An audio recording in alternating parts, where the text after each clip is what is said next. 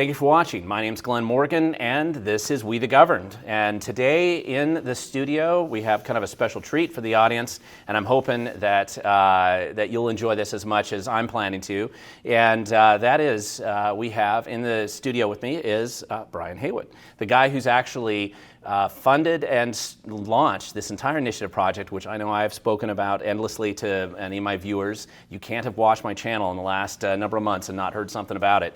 And so I feel very fortunate we have in the audience today Brian Heywood. Brian, thank you so much for being in here and joining us. Well, thank you for letting me be here, and I appreciate all the work you've done in promoting it and supporting it. I think this is an exciting, something meaningful that we're doing here in the state. I think so too, and I did a video a little while ago where I kind of walked through all the 11 initiatives, and but if you could just kind of indulge us here and indulge me, and why don't you tell the viewers here all about these 11 initiatives? After all, you've launched the project, it's your name on the top of every one of those signature sheets, and just for their interest, I think they'd be interested in hearing what you have to say about these initiatives. That's great.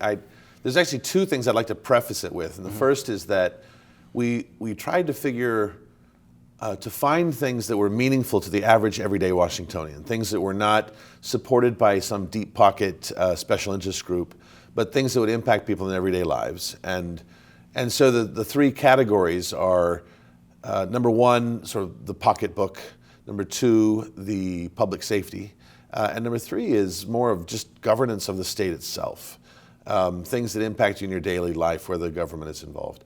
And then the second piece on this is that we weren't out to remake Washington. We're not trying to change Washington. There just were some really stupid things that had been done by the legislature over the last while. And because we have this unique system where you can make fixes, we went about tweaking just minor details, sometimes changing back the law to what it was before. But it's not it's not major changes. It's very subtle tweaks to just turn things back and try to fix the things that have been broken over the last 10 years. And that's the tagline on Let's Go Washington, let's fix what's broken. So let's tell the audience some of the fixes that we have in these initiatives. Well, and I'll start actually with the public safety. I think the one that got us fired up the most was the Restore Police Pursuit. And it's almost unbelievable that one has to explain this or that we'd have to do something. But when I talk to my friends from other states, they know that things are sort of sometimes crazy in Washington and we can be a little different. But when I tell them about the idea that the police, you could ram into the police cars in front of the police and then get in your car and drive away and they're not allowed to pursue you, that's just beyond crazy. And so all we did, the first initiative is 1474, and that would restore the police ability to pursue criminals. And I think mainly what happened before is they raised the standard so high and they left it vague enough that the police departments were reasonably afraid of stepping over this sort of imaginary line, even though they were assured, oh, no, you're taking it too far, you don't need to worry about it. I think the police reasonably thought, we have no idea where the line is, and we'd better be err on the side of safety than to cross over it, and especially with all the things that happened with the defund the police movement. So the completely foreseeable result has been criminals figuring out very quickly that they can take advantage of this, and I think people's lives, people's property, all of these things are put in jeopardy by the fact that the police can't reasonably pursue suspects. And I know you're holding one of these cards, and you should hold it up for the audience, because in my opinion, this is like the perfect marketing tool of how to explain what these initiatives are. Because I know when I've handed these cards out to people, as soon as they see them, they start to read them, it all clicks, and the average person sees that and says, yeah, who wouldn't support these? And that's why when you're in public, all I have to do is get in front of people, and they will sign these initiatives. So talk about some of the other public safety ones that are here. Well, and I think you just brought up a really important point. This is not some sort of partisan effort.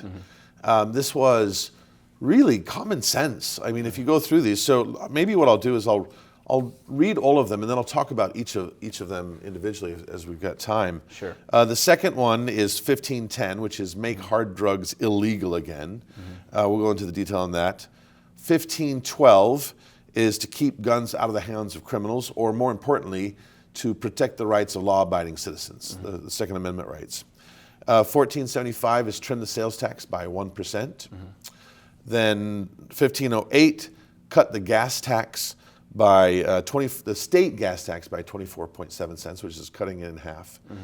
1509 is to make a $250,000 exemption on the property value for property taxes, for state property taxes.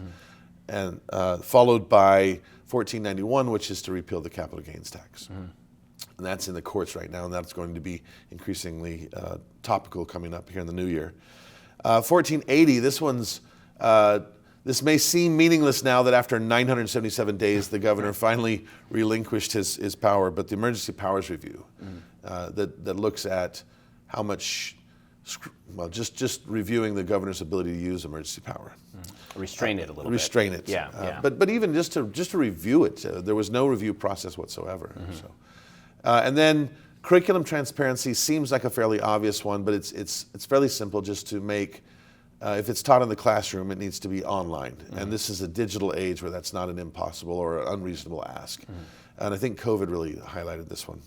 And then the last two are electoral college allocation, dealing with that, and we'll go into detail what that means. And then the final one is what we call the Voter Protection Act.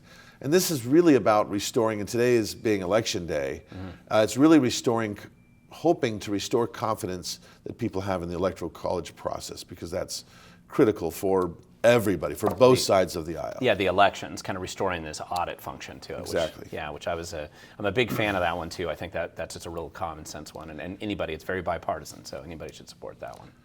That one, to me, it resonates a lot today, because as I've gone around the state and I've talked to people, one of the things that I hear often is, my vote doesn't matter, and they're just going to steal it, and there's this fear that democracy is broken, that our republic is broken, and that's sort of irreparably broken, so that my participation doesn't matter. And that's deadly. I think that kind of thinking is deadly, and it's not helpful. And the nature of this is to, after every single election in every single county, there would be an automatic audit by a third party. And it would take 3 races or ballot measures as decided by the 2 major parties. So they would get together, they would come up with, here's the 3 races we want to look at and audit. If they couldn't agree on the 3, then the audit committee, the outside auditor would play a role in choosing the 3. And then again, each of the parties would say, well, here's the 6 precincts that we would like to audit within our county. And I don't claim, nobody claims that this is the magic potion that's going to make it all perfect. But what this should do is, number one, create an audit process. So there's a regular audit process. Number 2, it's a hand recount, right, with proper observation. And we believe that should, if there is cheating going on, it should make it more difficult for cheating to go on. If there's not the kind of cheating going on that some people believe, then it will also make it more clear and transparent that it's not there, because we're able to look at these different places. So I believe it's a good down payment and a good first step to bringing trust back into our elections and the voting system. And I always like this one, because one of the things I think is it also allows the auditors to demonstrate that, hey, we actually can audit. Yes. We bring auditing back to the auditor's office. Right. And once they've done this a little bit in a relatively small sampling method, they'll realize that there's nothing to fear here, right? This is something we can do in a bigger scale in the future, or, the more transparency in elections I think you have, the better off we all are. And again, this is not a Republican or a Democrat issue. This is an American and a Washingtonian believing in your voting system issue. Right. And both sides, I think, should support this enormously. This is designed to make sure that both sides feel comfortable of the way the voting process works. And I think, I guess jumping around again here, you have the 4 pocketbook sort of issues, which in all surveys are showing inflation and cost of living clearly affects everybody. You want to maybe discuss some of those, because I think those are the easiest to understand too when we're out there talking to people. Well, so the sales tax is the first one let's talk about. And it's simply to cut the state sales tax from 6.5% down to 5.5%. And this bill was actually promoted and supported by Mona Das, who's in the Democrat Party in the legislature. And she proposed it and then ended up not, it wasn't ever really given a hearing on the floor, and she ended up not running again. But this is a bipartisan bill. The Democrats supported this, and I think this hits people every day, right? With COVID and then the resultant supply chain mess and then the inflation that's just gone through the roof this year, it seems like one of the simplest things for us to do is to cut the sales tax by at least 1%. I personally would like to see it at 2%, but 1% is a good down payment. And the question that's going to come up on this is, well, what about the budget? Won't this hurt the budget? Won't this? Because last year we had a $17 billion surplus over and beyond what we had already budgeted and spent, and somehow we magically made that $17 billion just disappear.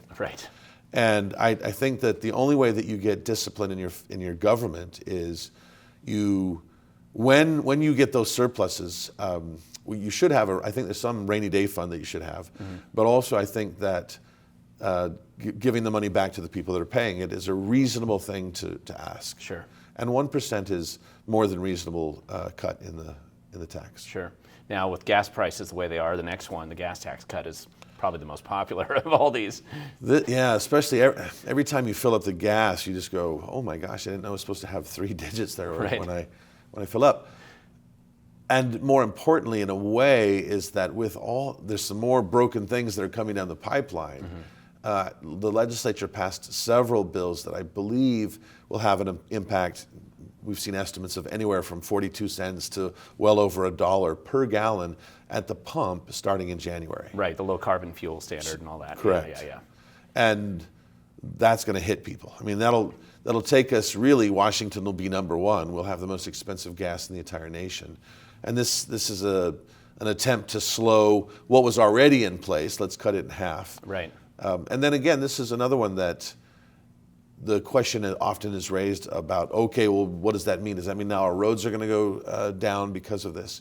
And I think there's 2 important points on understanding the gas tax cut.